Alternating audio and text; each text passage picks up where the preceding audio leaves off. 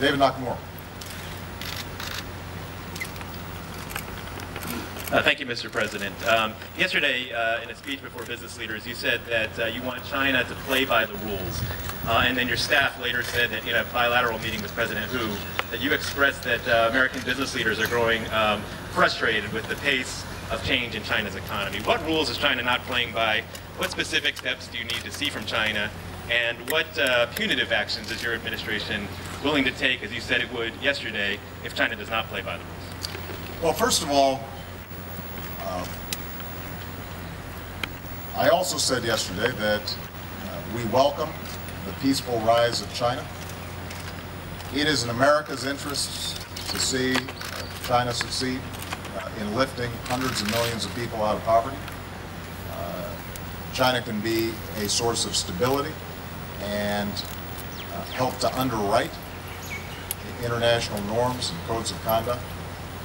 And so what we've done over the last 2 years is to try to develop a frank, consistent, open relationship and dialogue with China, and it's yielded considerable benefits. For example, support for issues like Iran. But what I've also said to Chinese leadership since I came into office is that when it comes to their economic practices, there are a range of things that they have done that disadvantage not just the United States, but a whole host of their trading partners and countries in the region. The most famous example is the issue of China's currency. And most economists estimate that the RMB is devalued by 20 to 25%. That means our exports to China are that much more expensive, and their imports into the United States are that much cheaper. Now, there's been slight improvement over the last year, partly because of U.S. pressure, but it hasn't been enough. And it's time for them to go ahead and move towards a market-based system for their currency. We recognize they may not be able to do it overnight, but they can do it much more quickly than they've done it so far.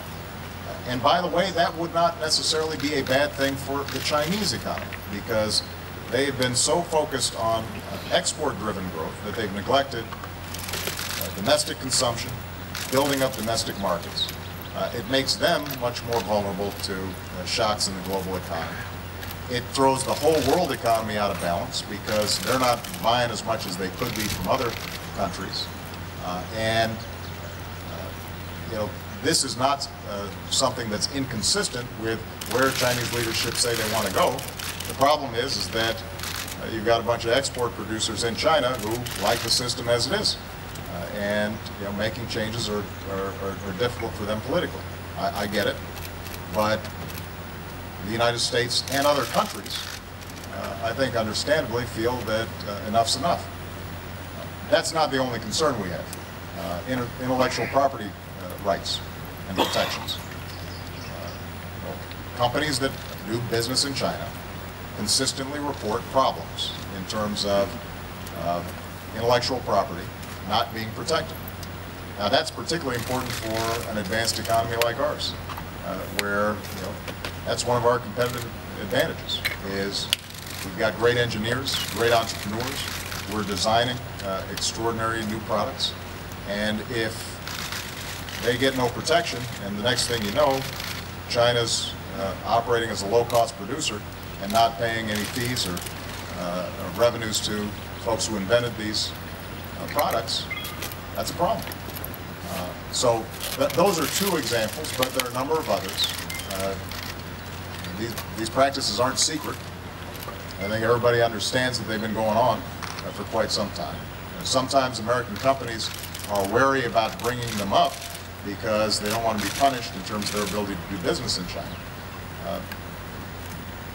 But I don't have that same concern, so I bring it up. And in terms of enforcement, the other thing that we've been doing is actually trying to enforce the trade laws that are in place. We've brought a number of cases. One that the U.S. press may be familiar with are the the cases involving U.S. tires, where we brought very aggressive actions against China and won. And as a consequence, U.S. producers are in a better position, and that means more U.S. jobs. So I think we can benefit from trade with China. And I want certainly to continue cultivating a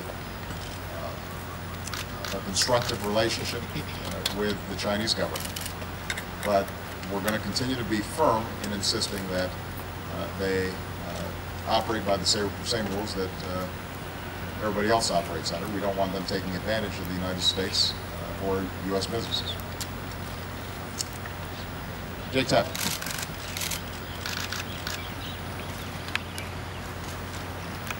Thank you, Mr. President. The other day you told ESPN that the scandal at Penn State, which you said was heartbreaking, should prompt some soul searching throughout the nation. I'm wondering if you could elaborate on that, what exactly you meant. And I know you're a big fan of college sports. If this is something you think that is an indictment not just of what happened at Penn State allegedly, but how athletics are revered in universities. Well, I think that's the kind of soul searching that I was referring to, Jake. You're right. I'm a big college sports fan. I think can help to brand a university in a way that is fun and important. But what happened at Penn State indicates that at a certain point, folks start thinking about systems and institutions and don't think about individuals. And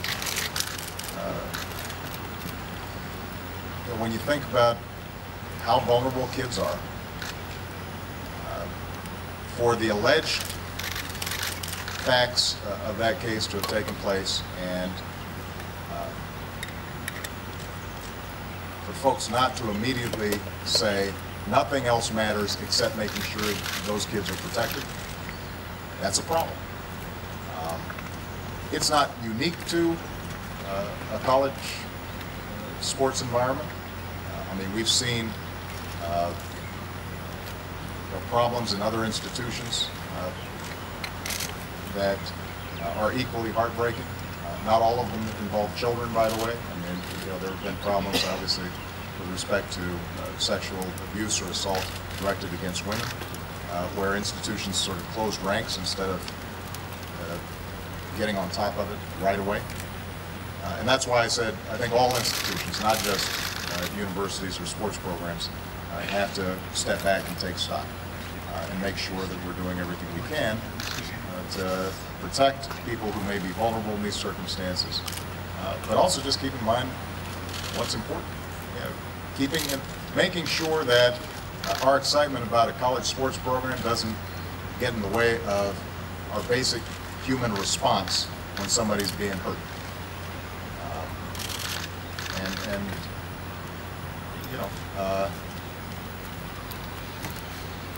It's been said that evil can thrive in the world just by good people standing by and doing nothing.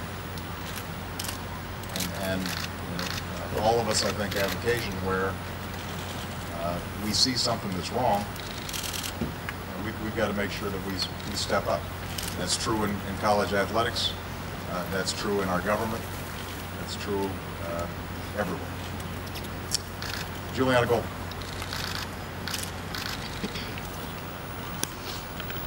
Thank you, Mr. President. In conversations that you've had over the past couple of days with Asian Pacific leaders, have any of them brought up the rhetoric that we're seeing from Republican presidential candidates when it comes to China? And does that kind of rhetoric or posturing jeopardize the progress that your administration has made with China and the Asia Pacific region as a whole?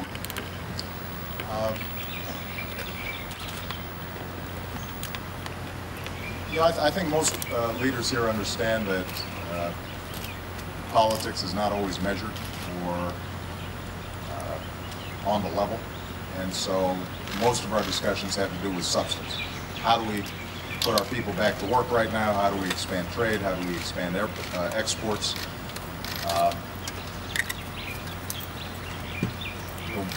I've been very frank with Chinese leaders, though, in saying that the American people across the board, left, right, and center, believe in trade, believe in competition. We think we've got the best workers in the world. We think we've got the best universities, the best entrepreneurs, the best free market. We're ready to go out there and compete with anybody. But there is a concern across the political spectrum that the playing field is not level right. And so, in conversations with President Hu and others, what I've tried to say is we have the opportunity to move in a direction in which this is a win-win. China's benefiting from trade with the United States. The United States is benefiting as well. Jobs are being created in the United States, not just in China. But right now things are out of kilter. And that is something that is shared across the board, as we saw with the recent vote on the Chinese currency issue in the Senate. And you know, I think leaders in the region understand that as China grows, as its economic influence expands, that the expectation is that they will be a responsible leader in the world economy, which is what the United States has tried to do. I mean, we try to set up rules that are universal, that everybody can follow, and then we play by those rules, and then we compete fiercely. But we don't try to game the system. That's part of what leadership's about.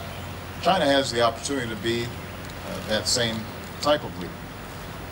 And as the world's second largest economy, I think that's going to be important not just for this region, but for the world. But that requires them to take responsibility, to understand that their role is different now than it might have been 20 years ago or 30 years ago, where if they were breaking some rules, it didn't really matter. It did not have a significant impact. You weren't seeing huge trade imbalances that had consequences for the world financial system. Now, they've grown up, and so they're going to have to help manage this process in a responsible way.